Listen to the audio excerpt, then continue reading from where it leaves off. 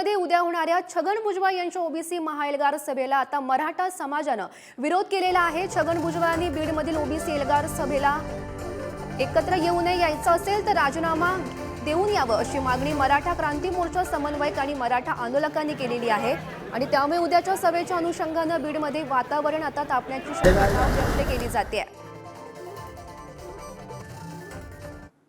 आम्हाला सकल मराठा समाजाचा कुठल्याही ओबीसी सर्वसामान्य ओबीसी बांधवाला विरोध नाही, हे मला इथं सर्वप्रथम सांगायचे।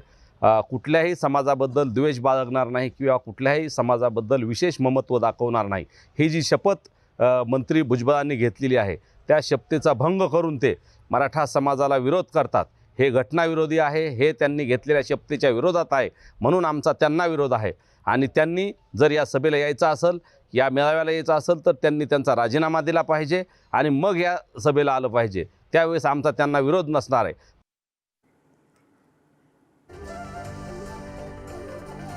तर बीडमध्ये सध्या वातावरण तापण्याची शक्यता वर्तवण्यात आलेली आहे। उद्या बीडमध्ये छगन भुजबळ यांची सभा पार पडणार आहे आणि त्या सभेला आता मराठा समाजानं सध्या विरोध केल्याचं पाहायला मिळत आहे आणि या विरोधामुळे सध्या बीडमध्ये वातावरण तापण्याची शक्यता वर्तवण्यात येते।